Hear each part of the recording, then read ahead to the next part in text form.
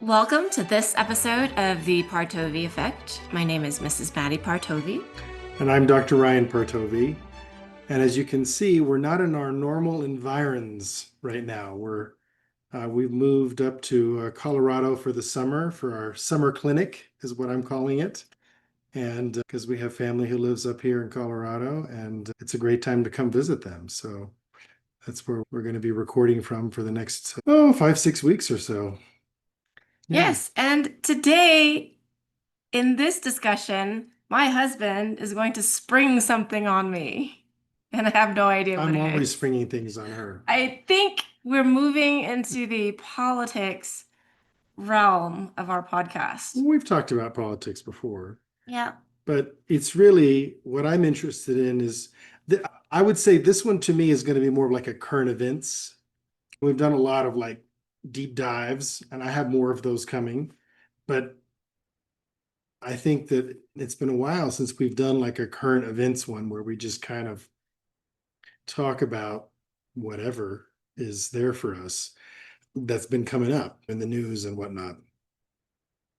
Were there any questions that you know of from the last podcast that we need to address? No. The last one was the episode on the GLP-1 agonist microdosing, semaglutide microdosing. So that one was interesting. Kind Spring it on me. of glad that one was over. Really, you just want to go straight there? Yes. Or else I'm going to start telling stories about our kids. Okay, that's always fine too.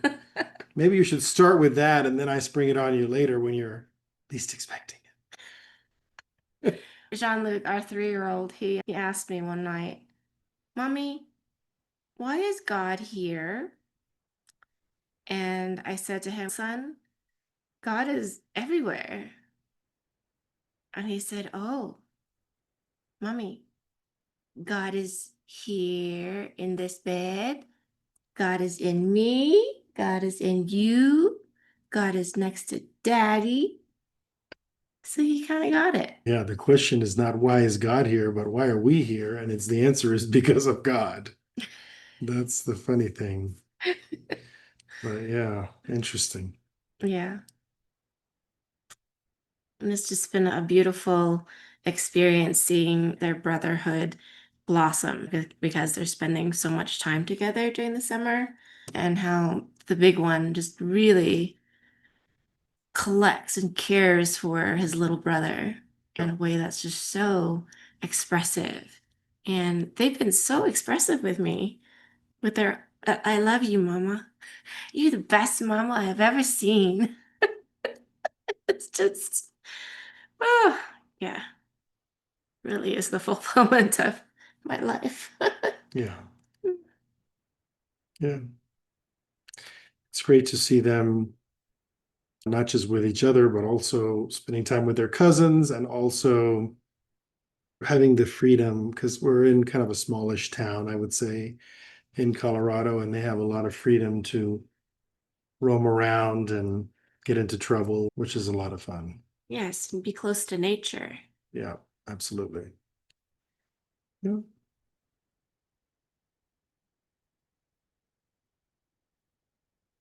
This is Anything not else? much of a spring on me. I mean, I'm not. I was waiting for the perfect segue. I was like, nature. How can I tie that in? I don't know. Okay, I can make anything tie. I can tie anything together. That's kind of it's a blessing and a curse. What can I say?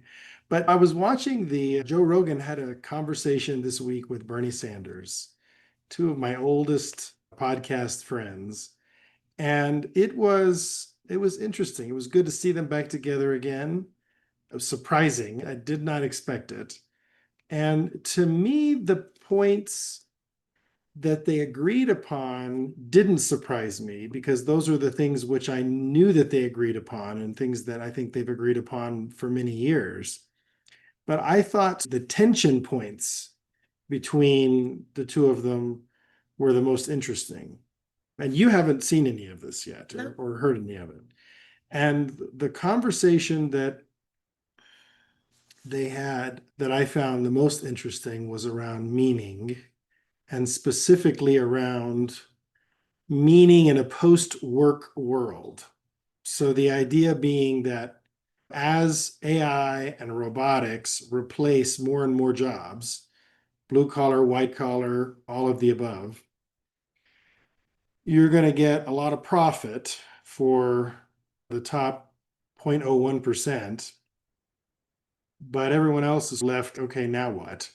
And the idea that, and they reference Andrew Yang, who we've talked about a lot in the past, and maybe not on the podcast, but she and I have talked a lot about that, about him on the in the past, and his idea of the universal basic income and about, and the question Joe Rogan said, we said, look, fundamentally, I think it sounds like a good idea, but the problem I'm left with is like, what do you do for meaning if you don't have to work?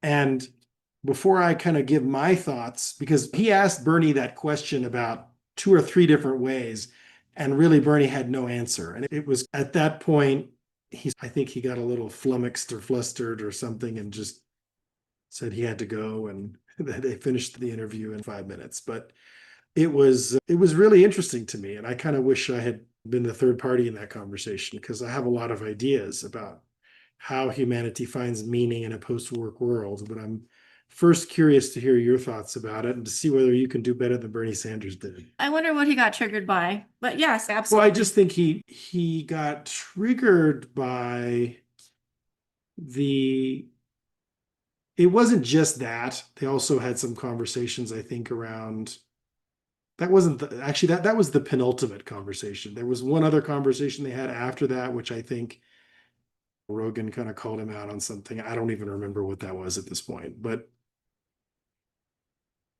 Okay, I'll start. focus on the question. Yeah. Absolutely. So I think there are segments of people, right?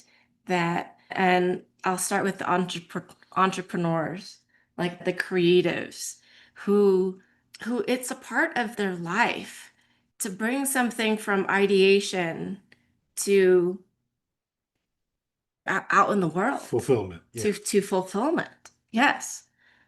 And I think for us, like we are in that segment of people. Sure. I am absolutely. And so I don't think we would have a problem. Now let's move to the another segment of people. People that are very used to collecting a paycheck from a corporation. Very used to that kind of I don't want to. Before you even go to that, I just want Yeah. to say one quick thing about the first group you said, because while I agree, I actually think that the new technologies will actually empower entrepreneurship, empower creativity, because, oh, I have an idea for a business. Guess what? I don't need I don't need a bunch of angel investors. I don't need a huge factory. I mean, I could start with a robot and an AI and we can build our way up, right? I mean, that's the potential, I think, of this technology, where literally you can start much smaller with the idea and kind of have the automation implement that idea. And it's going to help people that otherwise wouldn't have been creators become creators, not just content creators. I'm not talking just about media. I'm talking about actual creators of value for other people. That makes sense. But go ahead.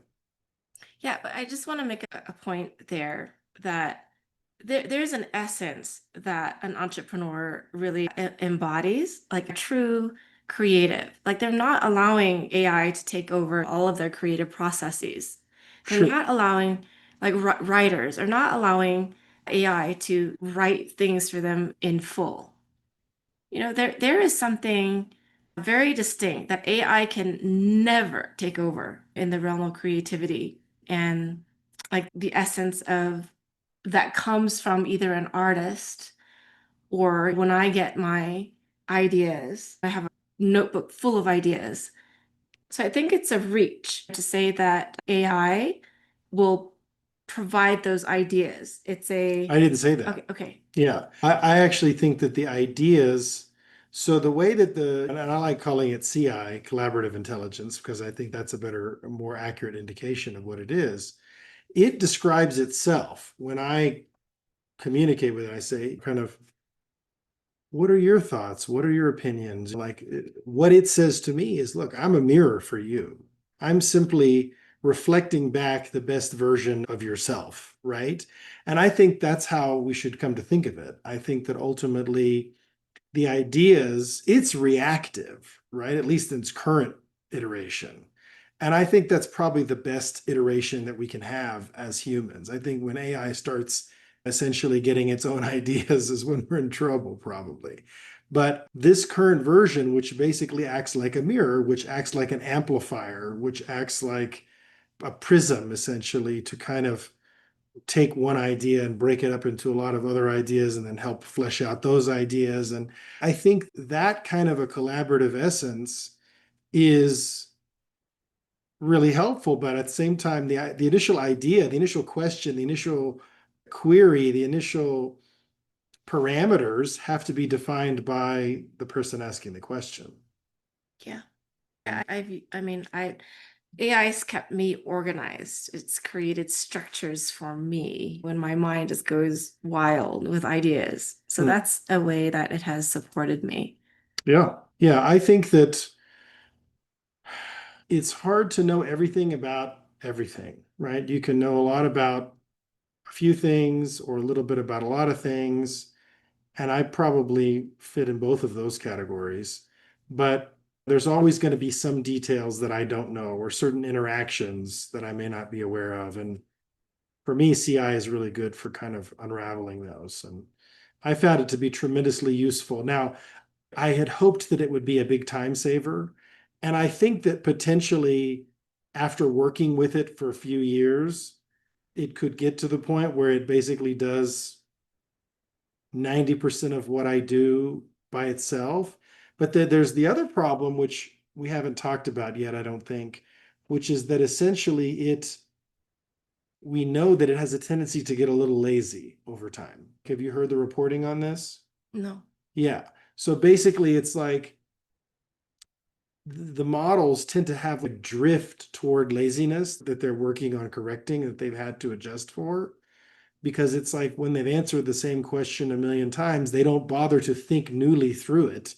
They're just giving you regurgitation. And I can always tell when it's doing that. It's, oh, is this something you actually thought about? Or is this the same canned answer you've given to every other person who's asked this question? And it'll always say, oh, you got me. Like I should have known better with you. But that's the thing. I always hold it accountable to actually really thinking through things in a deep way and finding references and getting and doing good work. And that's part of how I train it to actually someday be able to do what I do, at least a lot of what I do. Maybe not all of it, but we'll see. Okay. Are you complete with that thought so we can continue my Bernie answer? Yeah. Okay. So you've got the people in corporate who have experience with collaboration and like ideas within that silo. So they're exercising their creative essence, but in kind of in a box. And then you have the more rote kind of jobs like food service that are just the same thing day in and day out, where you don't really get to exercise much of your creative force at all. And I'm going to jump all the way to childhood. You mean back to childhood? Back to childhood. Okay. Just If you and I've when we've dropped Jean-Luc off at his school and observing all the children, they're so engaged with life. It really moves me. Like that's first to be able to give my son that opportunity to play and to explore and to discover and to create art and music. That's all children. That's how we all begin. And then it depends on the programming that the parental units decide on that slowly kind of program out that light and that creative essence. And I think those people are going to have the most difficult time when AI takes all of the jobs away. And the most difficult time awakening their powers of ideation and their creative juices, which I believe exist in every single person. I mean, even among the people that I work with in our practice, I'm thinking about one woman in particular. She works in corporate, but oh man, she has You such, mean one of our patients? yes, she has such creativity that she brings forth, creativity and leadership and self-responsibility that she exercises within this silo. But she knows something about herself that she doesn't belong there. Hmm. And she doesn't know how to quite know how to, like, in this world right now, to transition. Where would I even be able to find my full self-expression and make money? Because we all need to make money. But in this hypothetical, we wouldn't need to make money because our basic needs would be met by the UBI. Okay, okay, great. So I see an opportunity for us actually to support these people in awakening that, Hmm. because there's something that needs to be programmed, unprogrammed. What is it? What is it that would have you come alive in service to people? What is your gift? Yeah, I think I did better than Bernie.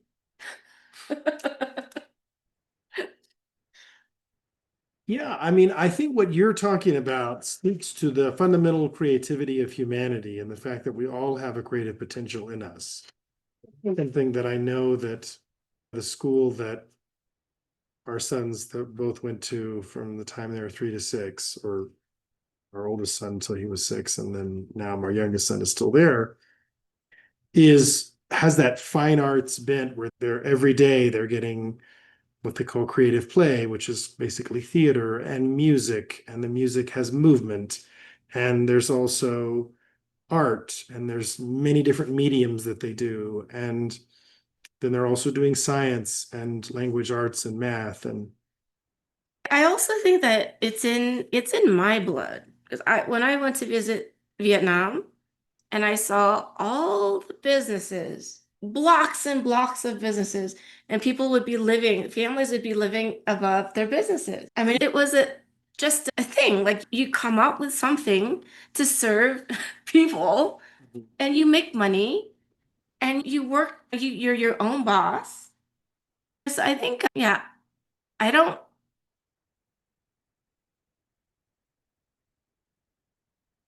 I'm particularly moved right now because my parents came over here and my both my mom and dad's families are very entrepreneurial. I mean, they were like like the big dragons of their time. And so my dad came here and he worked for the same company for 30 years. Woke up at 5 in the morning for 30 years. And I think that was a sacrifice. Like, I'm very present to that he did that so that I could have this life where I could dream, like actually dream, have a dream, and execute on it. Because that's why he came here in the first place, for me to be able to do that. So just very moved by that. yeah, Like the sacrifice that my parents and my mom was a creator. She loved dancing. And her father was a photographer and a business owner. And my dad, they did business with it. They had a plantation and they would travel to the locals and sell what they grew. And yeah, so it is in my blood. I think it's in everybody's blood. I mean, look at how we started before the industrial era came about. Everybody that came here was a business owner, almost everybody. yeah, they were all farmers, Yeah. and each farm is kind of, I see what you're saying. Yeah. I think your dad is a great segue to an idea that I had, because I agree with you that really one response to UBI could be reviving the creativity of humanity and having people tap in more into their creativity and giving them a place of safety and security and comfort from which to do that. And that could be a great source of meaning for them, which is fundamentally the question. Yeah, and to stop asking your children, what do you want to be when you grow up? Ask them, how do you want to contribute to society? How do you want to be of service to humankind? What problems do you want to solve? What massive contribution will come from you, like within you? Yeah, And to start teaching them, yeah. or else other systems will teach them and program them. Or, Not like you have to do it, not like you have to do it all by yourself, but it's like, what problem do you want to be part of solving? And I think that's kind of where a lot of teenagers and people in their 20s get hung up because I can't solve this all by myself. So I might as well go work for, I don't know, Wall Street, right? And just sell out, basically. No offense to those of you who work on Wall Street, but the point is that there are a lot of people who go and essentially work for the man when they really would like to be doing their own thing. They'd like to be creating something, they'd like to be contributing something that actually makes a difference, but they don't see how could I make that difference? How could I be a part of that? And I think that you're right. I think that part of the way that, how can I even monetize it? Where do I start? sure. And I think one of the nice things about AI is that it actually does. I mean, if you go ask it these questions, it will actually help you create a roadmap.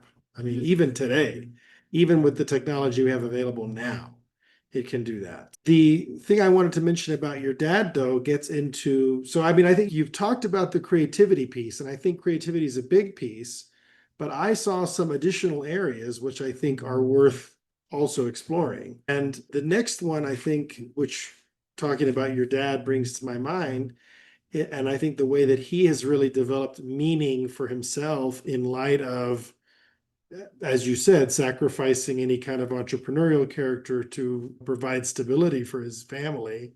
And it wasn't just you and your brother, but also your mother's, I think, what is it, 7 kids that your mom also had bringing in to that marriage. So it was it's a lot. And I would say that to me, the way that he has really found meaning through all that has been through the church. Oh, And absolutely. and Yeah. through he's a deacon in the Roman Catholic Church, and he's really found a tremendous amount of meaning in his life. And so I think, just to jump ahead 20, 30 years, I think we're going to see a big revival of not only interest in religion and spirituality, but also a revival of monasticism in particular. I think that the kind of discipline and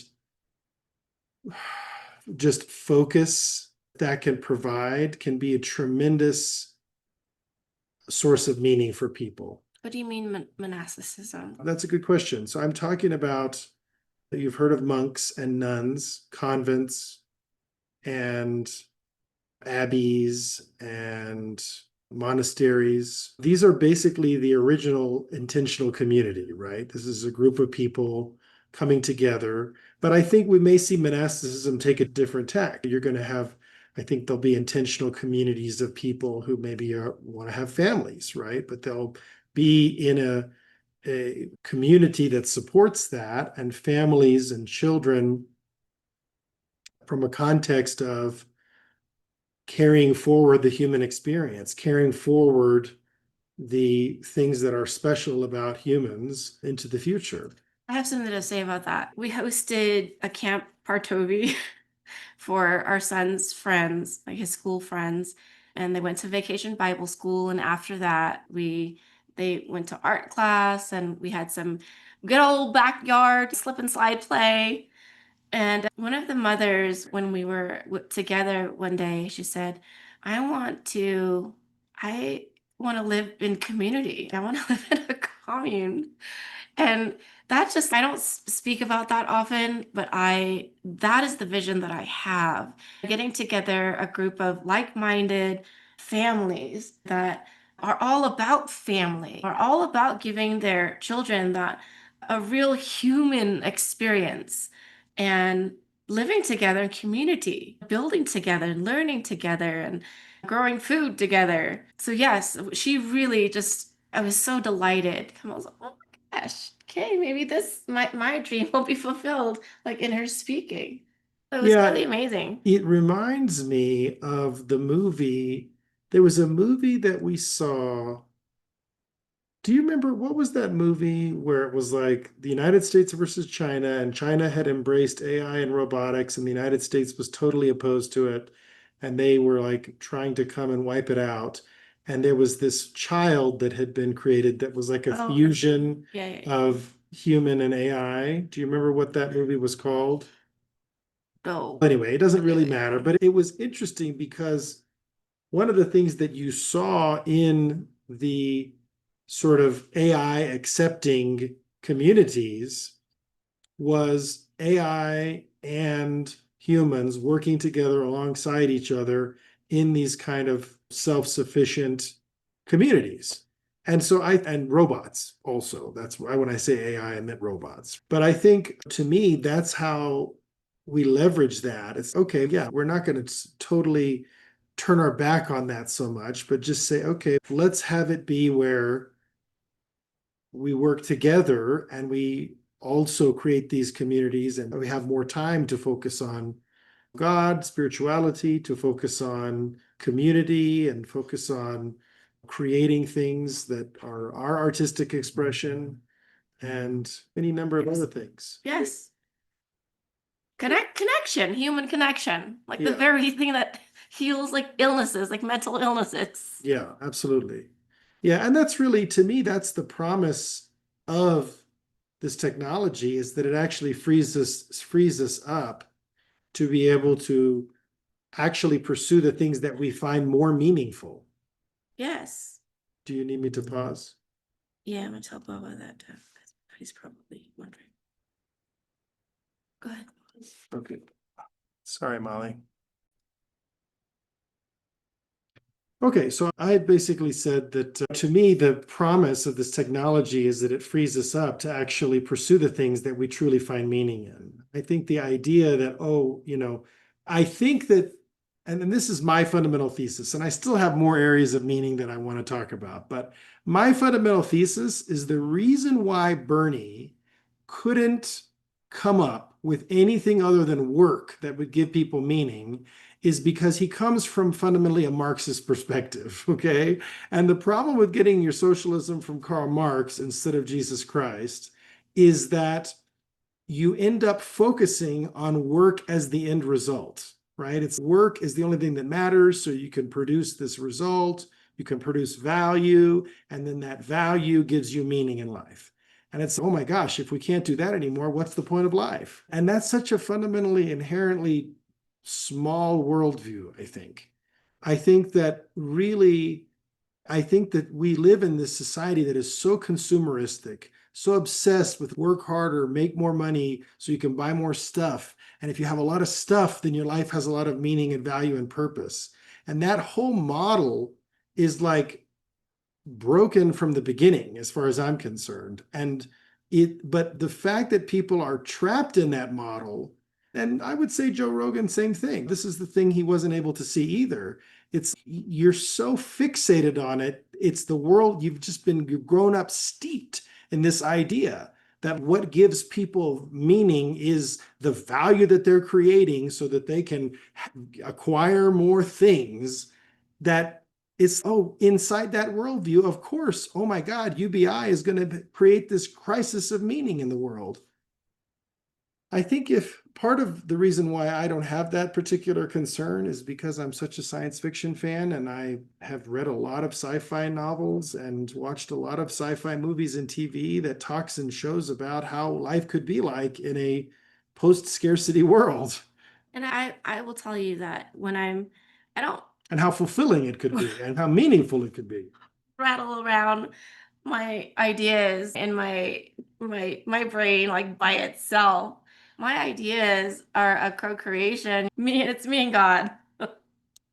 It's me and God and what will be a massive contribution to humanity. So when I sit with that, it's a pretty sacred process for me.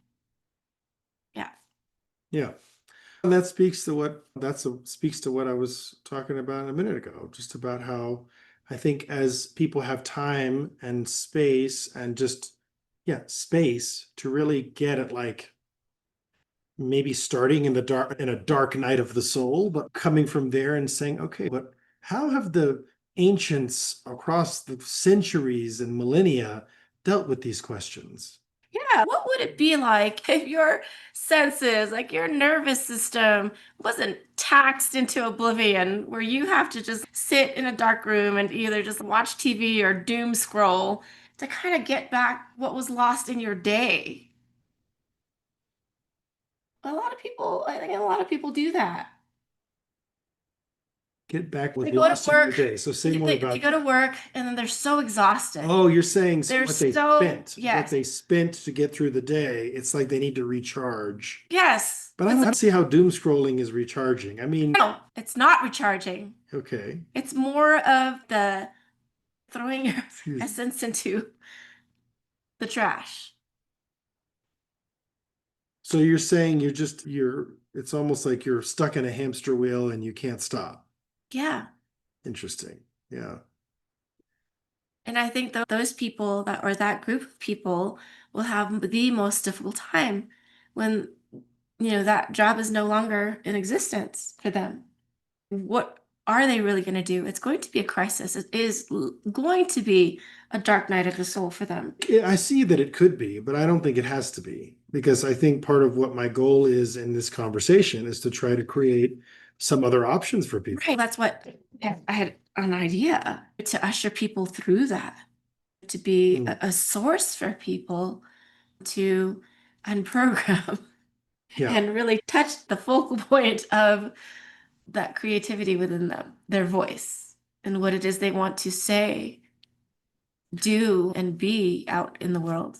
And I think that's a great impulse. So I do want to go over a few other areas of meaning that I immediately saw during the conversation that Joe and Bernie had. The next one to me is like really understanding that the adventure of a lifetime is like rearing children, having children, rearing them, having them win at life, like launch successfully, having them meet their life partner, get married, have their own children, grandchildren. Like that to me is conveying to them the accumulated wisdom of humanity through maybe something as in depth as like a homeschooling thing. And I think we're going to see homeschooling continue to, I mean, if you had UBI, there's so many people that we know, I think, who would homeschool if they had access to UBI. I mean, I just think that's going to be a huge explosion. And I think people will find so much meaning out of that, right? Like making sure that their kids and their grandkids actually continue to profit from the accumulated wisdom because the AI is only as smart as the person asking the questions. And so it's absolutely crucial that children probably ideally until like maybe age 25, I would say stay as far away from AI as possible because it forces them to think and work and do for themselves. It's not just 25 is not just like a ubiquitous age. It's the age when the frontal lobe is fully developed. Thank you. And like in the Roman Empire, the British Empire, the age of adulthood was 25. The only reason why we've brought it down to 21 and 18, which is absurd, is because we wanted more fuel for the cannons, like chum for the machine of war. That's what we were doing when we lowered so we could draft those kids at that age and make them go off to war and sacrifice their lives for whatever the ends of the politicians were. But yeah, if you look at it, really, it's true that for most people, in terms of their body, women by about between 16 and 18, they stop growing. Men between about 18 and 21, will stop growing like height wise. But the brain continues to evolve and grow and develop until 25. And at that point, it's pretty much not that you can't learn new things after 25, obviously you can, but it's your frontal lobe is fully developed and your executive functions are fully developed, decision making and all of that is fully developed, and you're able to say, oh, you know what? I've this new technology that I'm now exposed to. I can use it, I can enjoy it, but I can put it down. The problem we're seeing with teenagers growing up holding their phones is that they literally feel like you've severed their arm. I mean, you hear stories of teenagers threatening to commit suicide if they have their phone taken away from them, which is to those of us who didn't get a phone until, I don't know, I got my first phone when I was 16, but it was I was like 21. you were 21. So what I mean, the point is it was like one of these little things. Like, I hated texting. Flip phone. Yeah, it was a flip phone, and you had to push the button 3 times to get the letter you wanted. It was not exactly a fun thing to text with. I mean, and that's the kind of phone I had until I was probably 26 or 27. And I think that's fine. I think like when your kid is probably around 16, Jonathan Haidt just wrote a great book about all this, where he gets into sort of the research behind it. But the point is, what's the name of that book? Do you remember? I think it starts with an A. Something like the anxiety generation. Anxiety, yeah. Yeah, anxiety something. Anxiety something. Yeah. Generation anxiety. Yeah, generation of anxiety, something like that. Anyway, but the point is the anxious generation. Think I knew we'd figure it out. But the point is, he basically says, look, basic flip phone level technology until the kids are finished through high school, and then social media, if you want to do that, just be smart about it. I personally think social media should be restricted till 25 and up again, because I just think that people get so embroiled in it and kids just get so taken out by it. It's really sad. Yeah, I mean, I don't know what it's going to take, but there's more and more schools. I was really happy to see, and I actually did a quick review just because I'm always thinking about schools. Can I just mention that? Sure. I mean, it's so nefarious. Like an app like Snapchat. Like if a young girl, like 13 years old, puts a filter on her face on the picture, the filter, they make you look different. Sure. She'll get an ad for beauty products. It's really the algorithm, like the marketing is just, and then yeah, there's just so many things that are programmed into that app that have them going back for more and capitalize on their insecurities. Yeah. No, exactly. And that's the thing, is that when you have an undeveloped or non-fully developed frontal lobe, it's hard to distinguish between what's real and what's not. And it's easy to get insecurity about what you see online because you think, oh, that's how that person may really look, even if it's kind of subconscious, versus knowing that, oh, this is all just make believe, basically. Like, people pick the best parts of their life, the best part of their day, they put it through filters, they do this, that, and the other, and you're not seeing any of the hair and the skin and the nails and the grime underneath, right? By what you're going to see on social media. I mean, I disconnected from social media years ago. You are only on there really for work purposes, but Yeah, it's kind of like that analogy that you made of the mask the other day. yeah. Yeah, and then you take off the mask. That's so from the Roald Dahl's book, The Witches, which our older son and I are reading right now, where the Grand High Witch she's got this beautiful face that looks young and graceful and lovely, and then you take it off and it's this gnarled, sunken in, disgusting, half skeletal witch face. And there's just a lot of that. There's a lot of that in these technologies. There's a lot of that in the way that they're being allowed and implemented. But speaking of schools, I actually was using my CI friend to find out what are the phone and social media policies for the various schools in our county, and found that really only 3 of them have a strict no phones, which kind of no phones means no social media policy. And most of the rest of them let you passing periods, you can keep it in your locker, but use it in passing periods, using it during lunch, you can use it. And the problem with that is it doesn't actually require that children socialize during any of those times. So you can literally kind of have your head in your device and then sit in your desk and be quiet and listen to the teacher and work on your work and then go right back to your device. It doesn't actually work for having kids learn to communicate with each other face to face, which is what they need to be doing from age 16 to 25. That has ramifications on, I mean, the dating world and Huge ramifications. huge. Yeah. I mean, you have relationships now, and I'm sure that some of you listening probably know what I'm talking about from personal experience. But you have relationships now where people literally, their relationship is conducted via text predominantly, and they may get together and have meals. And I mean, there's the stereotype of the couple that's sitting at the meal texting each other back and forth while they're eating. It's absurd, but that's the end result of children being allowed to overuse these I mean, technologies. that happens in a household and when people are in the same house in different rooms. Yeah. Well, I mean, I prefer texting you versus yelling across the room. I'm yelling across the, I'm sitting at my desk and I need a question. I'm going to text you versus Maddie, because you hate that. And I understand why you hate that. So I get it. But anyway, I was talking about schools and then kind of as a segue back to homeschooling and how I think that really the best way children are going to learn how to be human is from those of us who have kind of lived a somewhat pre-digital life, which at least refers to us. I mean, we were right on the cusp.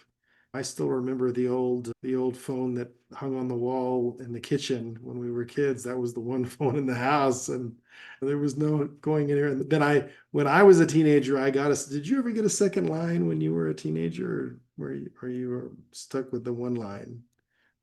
You mean like regular phone? Yeah, Landline? yeah. Yeah, we had one downstairs and one upstairs. Oh, you did get a second one. Okay, Yeah. good. Yeah, see, that was a big thing because that was the only way you could stay on the phone for 3 hours with your friends talking.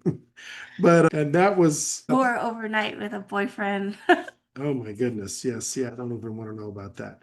But basically, the point is that these phones were tied to a place, and you had to use them there, and you also had to call. There was no texting, so they say that one of my favorite sayings about this topic is 2/3 of communication is nonverbal physical, 1/3 of communication is verbal, 0 is text. So text is like wordplay. It's like throwing words at each other. I mean, sometimes it can communicate some things. I'm always but- telling you that if you're texting with somebody, that is not a conversation. Right. Don't get embroiled in text conversations. Right. Right. Yeah. I do that sometimes on political issues but you know why I do that on political issues? Why? Because I don't want to yell at them. And I know that if I call them, I'm going to end up yelling at them because it's like I get really frustrated when I feel like something should be obvious and it's not, especially the second or third time I've explained it, which is usually what happens. It's usually like the third time, and I'm just like, all right, I can't do this anymore. But yeah. Did you cover all of the? No. Hmm. So we talked about homeschooling. We talked about the generational knowledge and the millennia of human experience and all of that, and spending your life conveying that and how meaningful that can be. To me, the big thing, and you see this in Star Trek, you see it in Orville, you see it in a lot of sci-fi content. The big thing, the like elephant in the room is like it, having yourself be the best you can be at whatever that is. So the idea is having whether the thing that character that you feel is your strong point is your physical strength, great, work on that. Be as strong as you possibly can. If it's your ability to do engineering, great, work on that. If it's your goal to pilot a plane or a spaceship, great, do that. If it's to lead a group of 200 people or 2,000 people or 250 million people, great, do that. work on being the best at whatever it is that you're capable of and learning the most. I mean, if you're like, hey, I want to go be the guy who's the first guy who's ever gotten 12 PhDs, great, go do that. The point is, it's like,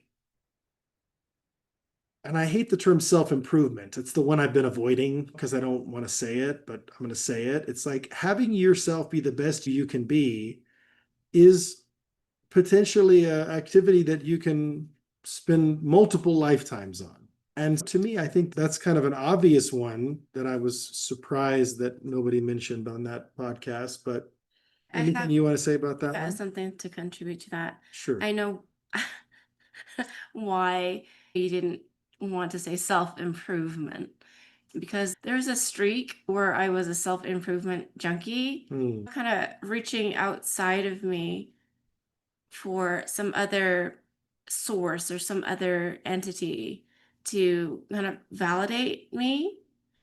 And I think that's a trap. There's a point where, and there are multiple ways that you can do this, either in stillness or in prayer or in meditation, where you really discover what it is that you're here for. Just like when I told you about Jean-Luc asking about why is God here? Yeah, and the ultimate answer is we are here because of God. Sure. Yeah. But I think really probably what he's getting at underneath all that is like, why am I here? Which is a fundamental human question that we all have to wrestle with at some point in our lives, right? He's a 3-year-old wrestling with it, Yeah. or being in the inquiry of it. And I think that is what will start to set us free and provide peace when we are in the consistent inquiry of that. Like, why am I here? What am I here to say? What am I here to do? How is it that, what am I here to, how is it that my being or just my very existence will make a difference for others? Yeah, and I'm so glad you said that because it was exactly what I was thinking, which is for me, the answer to that question is always and forever making a difference in the lives of others, making the world a better place, leaving the world a better place than I found it. That to me is, for me anyway, the meaning of life. And I think I don't need to make money to do that. I think that's really important people understand that.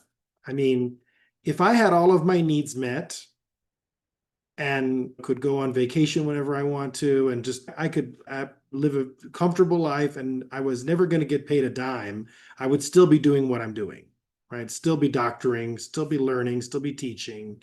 That's what I like to do. I would do it for free. I may not do it be quite as responsive. But I would do it for free. Do you get what I'm saying? I get what you're saying, and let's like ground you in reality. Okay, again, I'm gonna frame it a different way. Okay. If you come from that, if you come from each step is anointed, like through the arc of your storyline, whether you start as, dude, I worked at a Kentucky Fried Chicken, okay, when I was younger. All right. Was that gonna be my, so so each step is anointed. I learned what I learned from that. And then I was a young entrepreneur as well. I started teaching piano when I was 15. And there were some things along the way. I worked at corporate. I had a corporate streak that I just like, but that step was also anointed. That gave me like, What do you mean when you say anointed? what I mean is that, whew, you learn from each step, like each station that you're at. Sure. Okay. Yeah. You learn and you grow on the inside. And then you learn again and you grow on the inside. Okay. And when I said, okay, I'm going to get my bearings as an entrepreneur, I'm going to open up my yoga studio, my movement and wellness studio called Yoga Monkey. What the heck I'm doing? But I'm going to do it. And I'm going to take actions each and every single day that are God centered.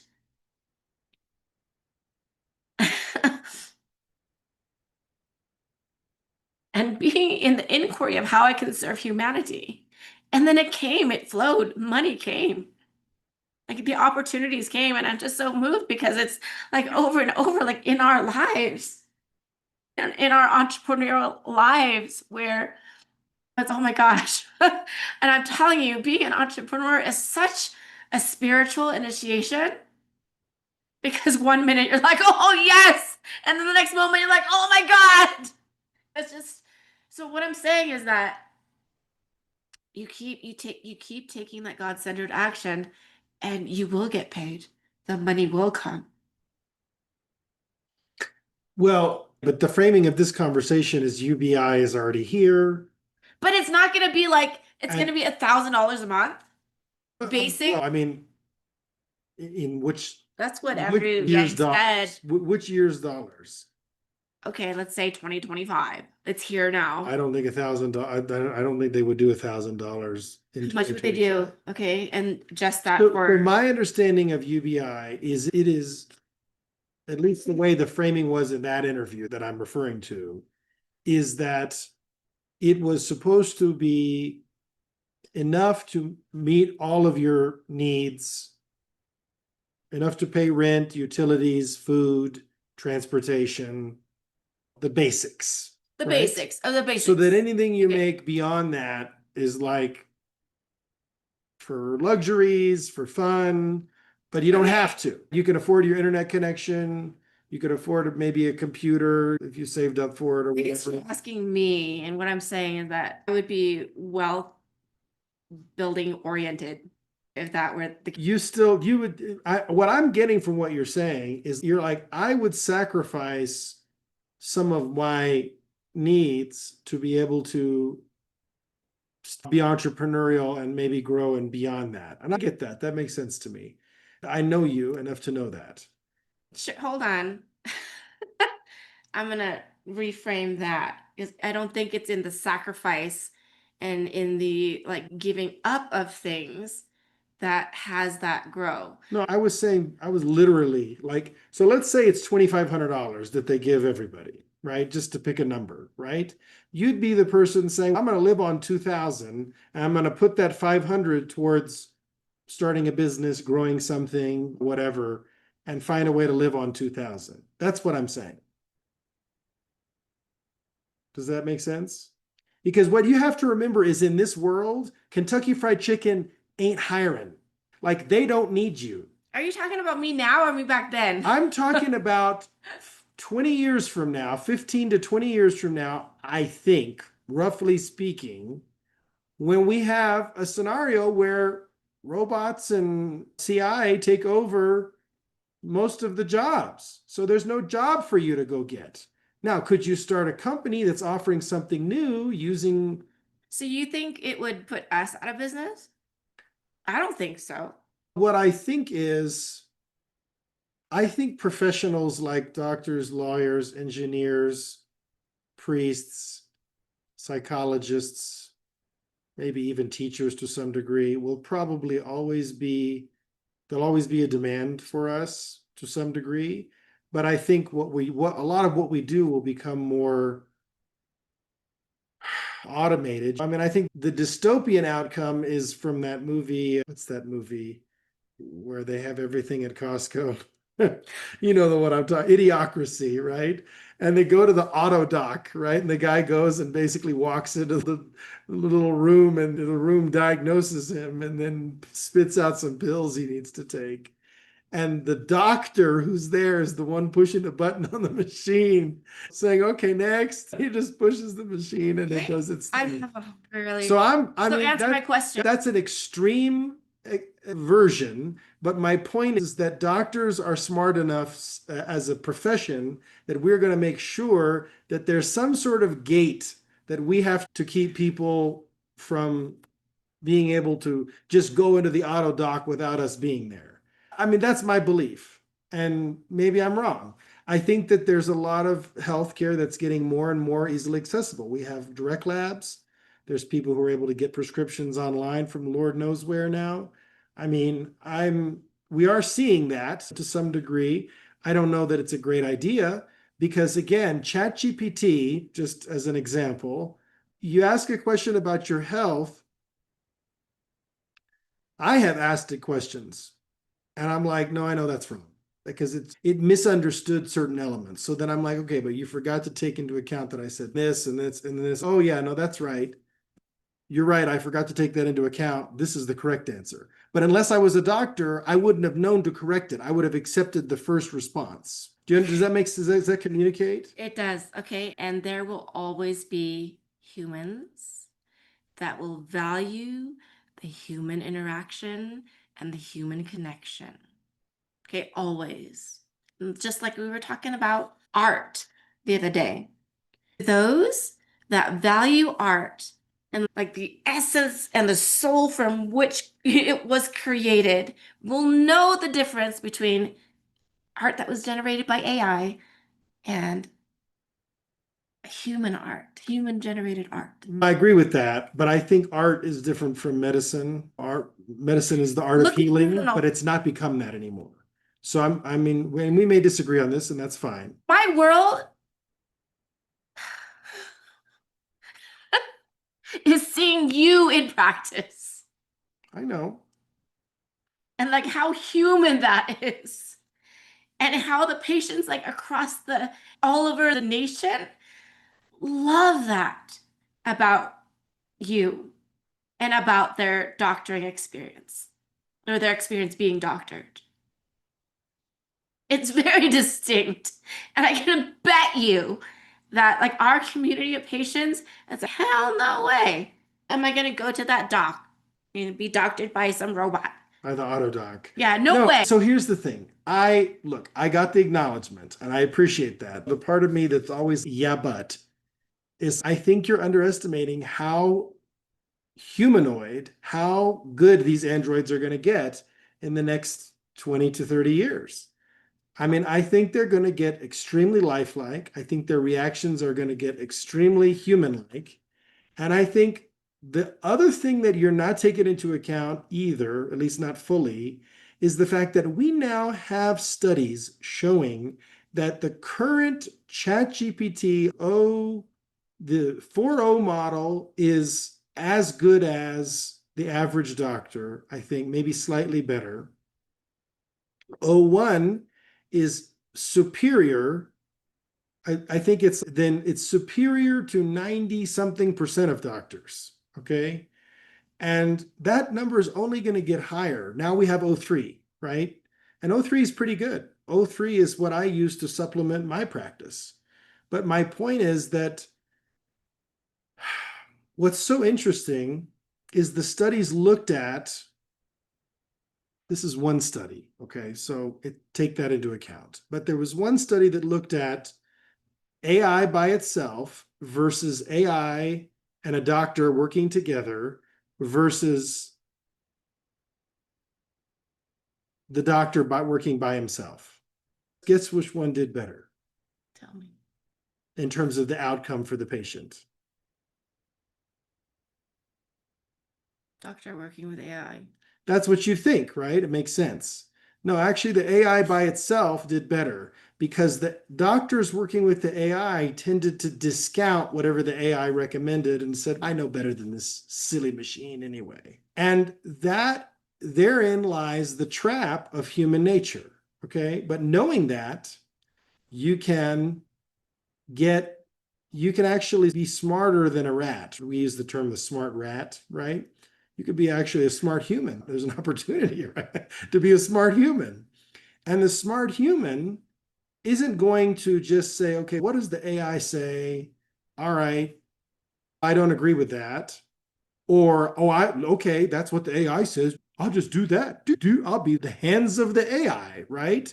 No, what you need to do, and this is what I do when I use it, is you need to say, okay, here's my concern about this recommendation or that recommendation. Why? Justify yourself. Why should I do this? And if it's able to justify it in a way that makes sense, and if I'm like, no, that doesn't make sense, I'll say that doesn't make sense, and here's why it doesn't make sense. And a lot of times I would say every time one of two things happens.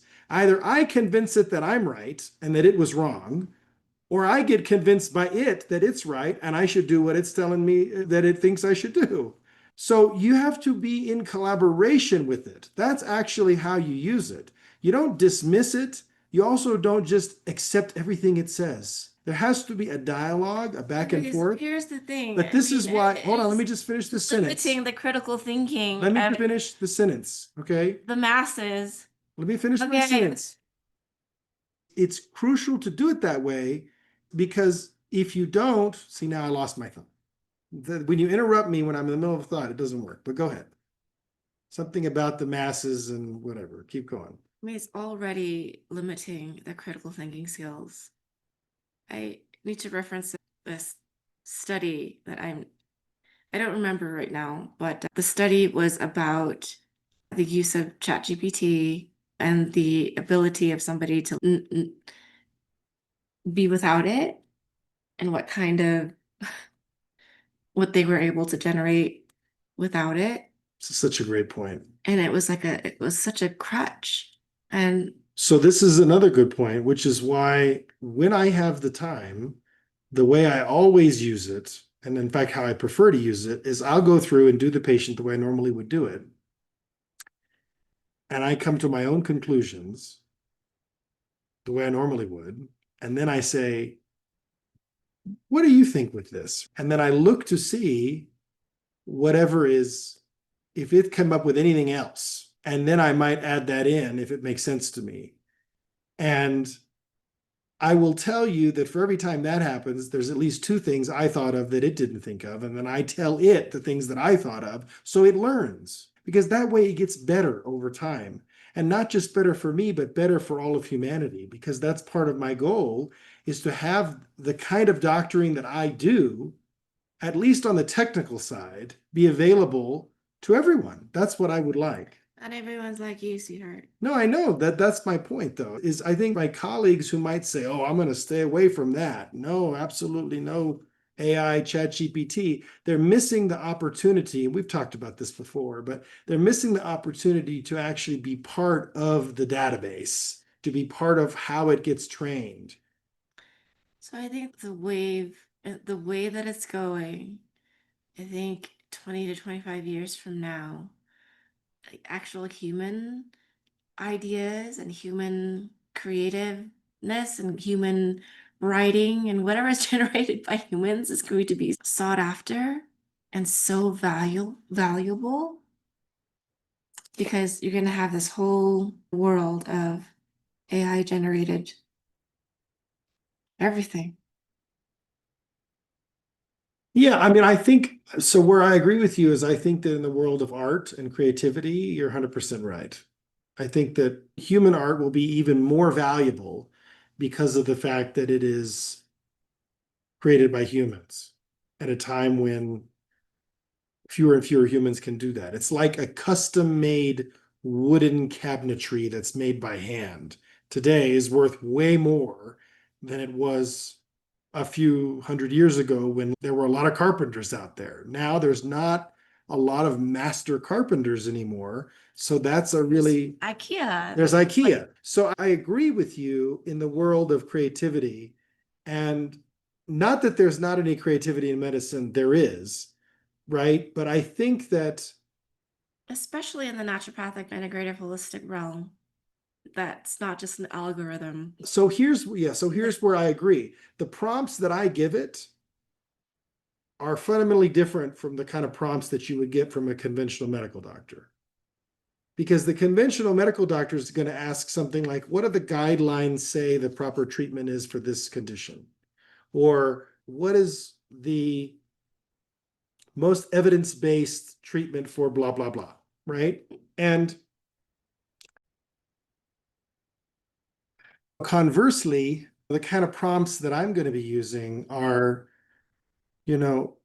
what, just as an example, what are some medications that may be helpful based on their potential metabolic targets in this particular condition? So I'm actually having it do in silico research right then and there and think about, okay, this particular medication we know has affinity for these particular receptors, these particular genes. It upregulates this gene, downregulates that gene. Maybe that'll help, right? So I have a patient, and literally she's got super early rheumatoid arthritis, right? So we've created a protocol using a combination of drugs and nutraceuticals, which target a lot of the genes that are involved in the pathogenesis of rheumatoid arthritis. And the goal is to reverse it so that in a year, she has no rheumatoid arthritis detectable in any kind of blood test. I'm excited because, like, on one level, historically, just using natural treatments, we can keep antibody titers low. We can kind of keep the rheumatoid arthritis in check, keep it from progressing, kind of keep it stable, steady. But the possibility of actually reversing it and curing it, that's not something that I really would have even thought about a year ago. But now we have a clear pathway, right?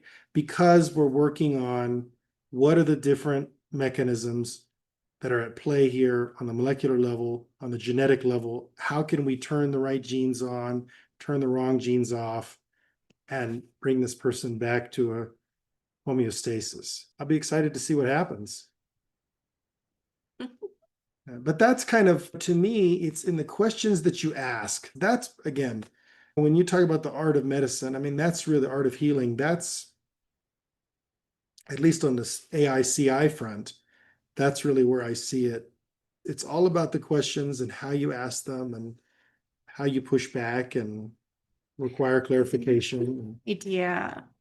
You do. Yeah, how to like train people, how to teach people to use collaborative intelligence in a way that doesn't deaden their minds or their essence, the spirit. Yeah. I think, see, to me, that's really what college probably needs to become to Oh some my degree. gosh. Yes. Yeah. The study was done on college students, by the way. Like, Yeah. Because they're doing this thing where they just put the teacher's prompt in and just have ChatGPT generate the paper. And maybe they go in and change a few words. So they unchat GPT it so that the teacher can't catch them and then just turn it in. Meanwhile, they haven't even read the dang thing. I mean, that's absurd. That's, what a ridiculous social experiment that yeah. universities become. No, I know. It is ridiculous. But, and what a waste of money, frankly. Yeah. Yeah, I mean, I definitely think we need to. They're doing this new thing, which is not a new thing, it's an old thing, where they're having people come in and write their answers in a blue book, like we used to do for TED. You remember taking tests in those blue books? Yes. I mean, to write everything longhand. Man, I filled sometimes two, maybe. I think I may have filled more than two blue books on one occasion, but yeah, it was bring the blue books back.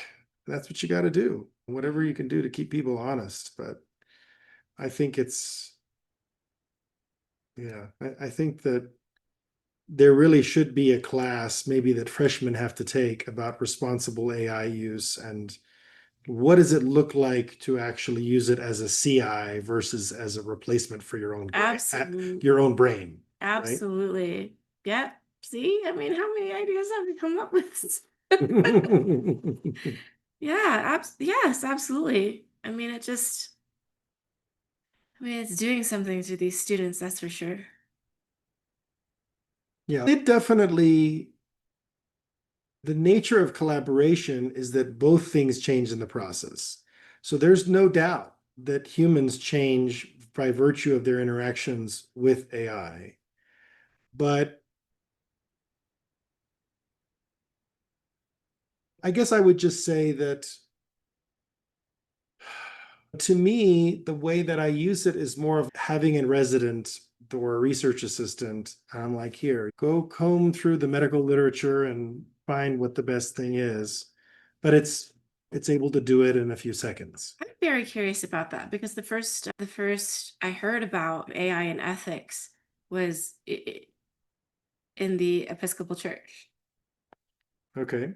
Yes, I really wonder if these institutions of higher education have even crafted or even are thinking about or thinking that this is imperative this they must like it's like a big You're talking about in the creation of sermons, homilies? yeah. Okay, yeah, that's right.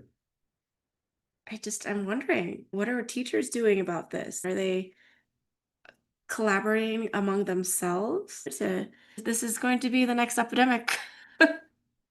Yeah, I mean, it'd be a good interview topic to have someone and talk to them about someone who's an educator that's either using AI in the classroom or teaching kids about AI now. I think it would be a good thing to Yeah, I mean, I was for us as young as 7. I would teach our son teach him what? Not to use it? that it you just be with that for a moment. He's already I'm gonna throw this back at you, okay? The other day he said, Daddy, why don't you just do your medical doctoring from your own brain instead of consulting ChatGPT? Yeah, He just like immediately yeah, he doesn't know how you use it. yeah. He just he Yeah, at the time he asked me that, I was looking up something that I didn't know the answer to. yeah, so he's I think I mean we're doing But he actually remembers a world before ChatGPT, and he's seen it evolve in the last year. yeah. And it's good that he has that sort of skepticism of it. Yes, Yeah, that's what I was alluding to. That yeah, I think we're winning because of that skepticism that yeah, he has. absolutely. Yeah, Yeah. that he knows that he very well knows that why there's limits on device use like TV and Nintendo Entertainment System, the 1980s one. He knows it's not just like a okay, you got to stop playing. So we tell him why. He knows the impact on the brain. He can feel it after playing for or at length. It's like he needs to go outside and move his body and connect with people and nature. Yeah. Yeah. All right. So we talked about becoming your best self, and we talked a lot about creativity. We talked about religion and spirituality. We talked about, I feel like there was one other thing.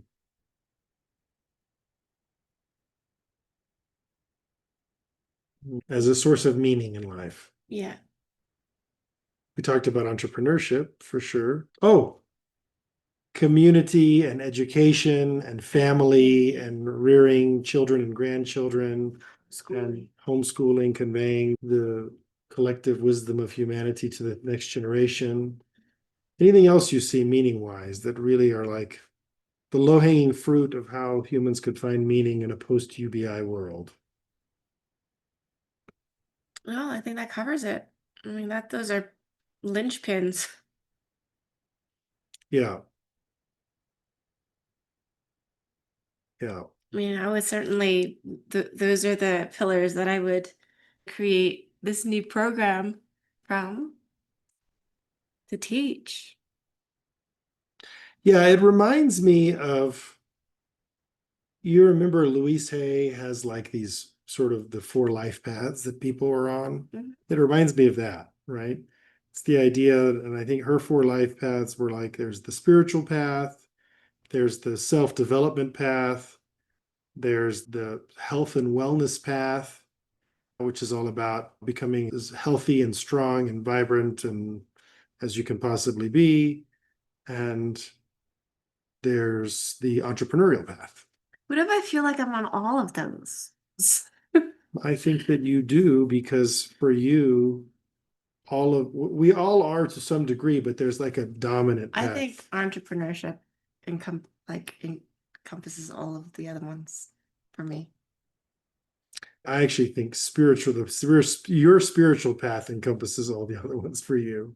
That's how I see you. You may disagree. Interesting. Okay, I'll take that. Yeah. I mean, that's a large part of how I speak Yeah, and have conversations with people. And yeah. yeah. I think your way of being a priestess, if you will, is to share the good news again, if you will, about entrepreneurship and what's possible through that, health and well-being and what's possible through that, personal growth, personal development, and what's possible through that. And all of that is like a spiritual experience for you. That's what your life is for. As I see you. Okay. Anything else you want to talk about today? I mean, I had other stuff lined up. Talk about RFK. RFK Jr. We'll have to do that next time. Okay. Yeah, because we talked for a while, I think. Doesn't seem like it. It seems like a No, blip in time. It's been a bit. All right. Minutes. So I am Mrs. Madi Partovi. And I'm Dr. Ryan Partovi, and thank you for joining us for yet another episode. Do we know what episode this is? Do we do numbers? I feel like we should start keeping track of the numbers. I think we should start keeping track of the numbers. Okay. Yeah. Thank you for joining us for this episode of the Partovi Effect. Hope to see you all again soon. In the meantime, Be well.